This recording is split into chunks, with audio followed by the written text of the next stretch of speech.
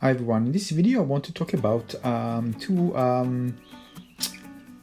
coloring apps that I previously reviewed, but I want to revisit them and talk about usability. Now this is Artist Color Book Painting app for iOS. This is the first app that I tried, and now color painting apps in general can be for any ages, but I've seen that depends on the complexity.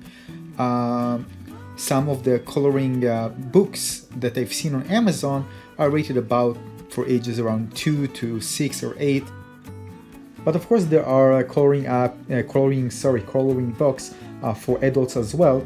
But these particular apps, the two apps that I'm going to talk about, are aimed for the younger audience, for kids. Now let's take a look at this plain 3D model. You see this? This is made of different segments. For example, the wings, if you just paint one wing, it's going to paint the entire wing. So this is very simple. All you need to do is just tap and it's going to paint itself. The thing is that you don't actually have a kind of a hint what are you actually going to paint. So for example, if there was with the mouse and you just hover it, you could probably get a highlight of the area that is going to be painted, but it's not implemented here because there's no way to do so unless you're going to do something like a double tap, for example, to paint. Just tap in order to see the highlighted area which is going to be painted. Now there are 3D models which are more complex, but again, just slightly. This is not something that you're really gonna spend a lot of time painting the areas with, unless you're gonna play with different colors and you just want to find the perfect combination. But overall, you're gonna finish it, I think, like in a minute, 2 max. Now this is important, and I talked about hand fatigue in a previous video. You need to make sure that when you design an experience like this, you want to make sure, especially if you design it for kids, that the session, a certain session, in this case the session is painting the car and reaching a point where you finish painting and then you can share it, won't take like more than 1 or 2 minutes maximum. Actually, 2 minutes, even it can be even a lot, but it depends. For example, if you're using it, if a kid holds an iPad like my iPad, which is a 9.7 inch, it is a heavy device. This won't be convenient unless you put it on a stand or something. Now another thing that you need to consider, that sometimes when kids play with coloring books, or in this case a coloring app, it's not going to take like 1 or 2 minutes. Maybe you're going to just play and tap colors and get crazy, so you can even take more, right? So this is something you need to consider when designing such an app, because kids want to enjoy an experience, not just to be limited for 1 or 2 minutes. It's not something you're gonna tell the kid, come on, use this app and you can only use it 1 or 2 minutes in each session. You won't tell it. You need to create the app with usability, with good usability in mind. So this is the reason why I have an issue with this particular app, because I'm focusing about how to improve the design of the apps in augmented reality. All right, so let's move on to the second app. This is Color Quest, and let's see what the developer did in order to provide a good augmented reality experience for users. Now, as you can see, the developer made the coloring part. This is actually coloring. Just swipe in order to color it. Don't tap. In standard mobile, screen mode. So it's not an augmented reality. So this experience is quite similar to the standard coloring book. You just, instead of a book, you have the iPad or the iPhone, and instead of drawing it with a paintbrush or a pencil, you just do it with your finger, right? So the experience is very similar and it's very accessible for kids. They can just start doing it straight away without even having any instructions.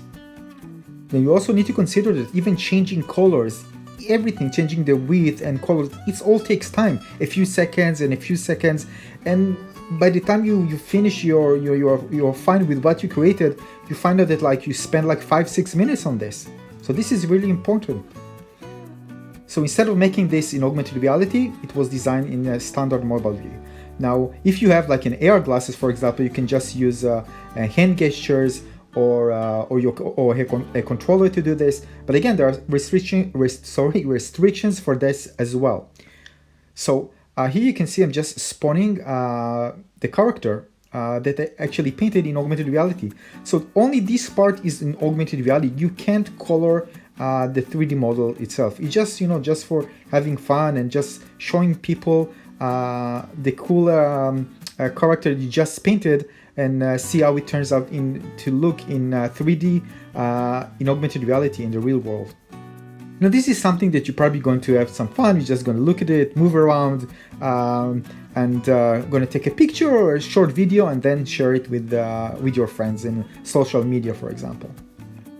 You're probably familiar with apps like Tilt Brush, Google Tilt Brush and other similar apps where you paint in, you either paint in a virtual reality or augmented reality.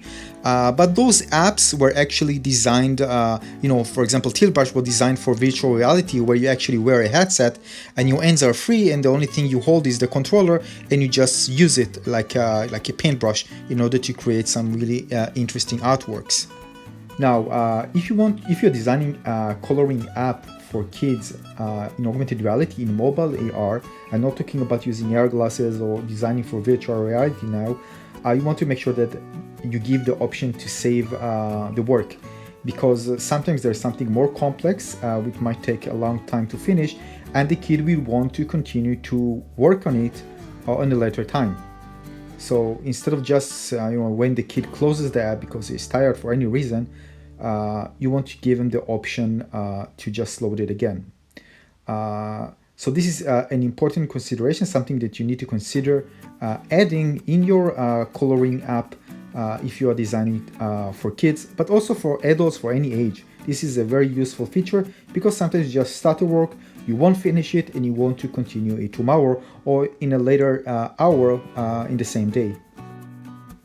Now, I remember my niece trying out different types of apps, and I also remember there was a makeup app, which is actually, I want to show it to you just a second. Now, this is Makeup Saloon AR. This is also kind of a coloring app for all intents and purposes, but this is designed to you create a makeup on a doll instead of just coloring something like in a book, like a sketch.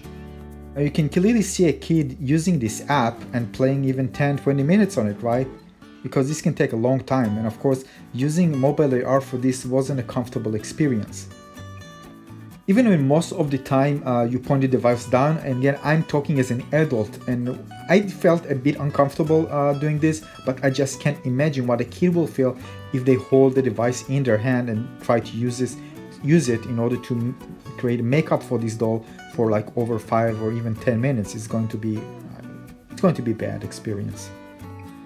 Now, I don't know how much a kid, if you give a girl to do something like this, a physical one, how much time it's going to take, for example, just until the kid decide, all right, enough, I need to do something else. It's probably going to take a few minutes, right? 5-10 minutes, something like that, even more.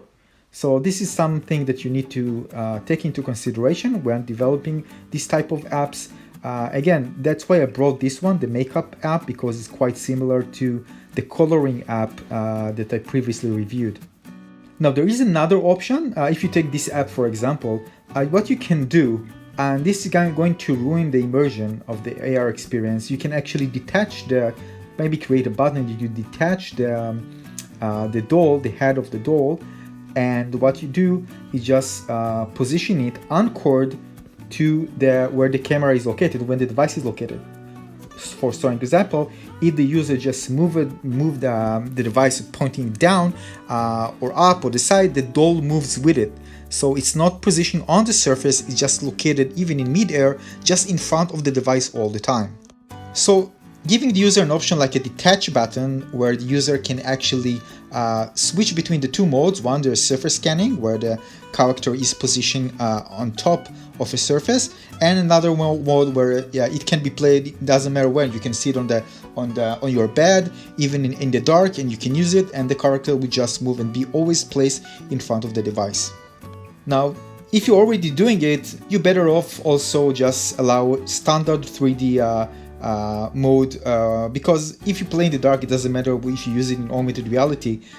So just also allow a standard view, which user can just paint in this case on the doll's head, in standard 3D mode. This is a good option to have, an alternative option to AR. So as you can see, each developer takes a different approach, and there are things that I haven't seen yet and I want to see implemented. Again, as alternative, I'm not saying replacing the augmented reality experience, of course not, but just having giving the user different types of option to use. Depends on how the user wants to interact with the experience. So this enables better user experience in general, and I usually recommend doing this. Now, what I like in this particular app is that actually, when you move from 2D to 3D AR, I like the switch, when the user can actually, the anticipation. Okay, I'm going to draw something and then I'm going to see how it looks in augmented reality. So actually the linking between the standard 2D drawing and the 3D AR is actually very exciting. So it depends how you want to design your coloring app. There are ways to do it, different ways. And how you're going to do it depends on the type of experience you want to deliver to users, and of course also the consideration, usability consideration, which is not less important, of course, as I showed you in this video. If you have other ideas, I would like to hear this. I'm sure there are other ways to improve the experience, or maybe design it tailored in consideration to those usability issues that I mentioned, in order to make sure that once the app is released, a user will not just download and use it, will continue to use it, for a long period of time. And I'm talking about retention, of course. Again, so every app that I try actually brings up some ideas and also some, issues that I encounter while trying them. And some developers are actually tackling them very good. In other apps, this is something that leads to issues and actually lead me to stop using them and also recommending them in general. Of course, it's not just about me, it's about every user out there that's going to try your app.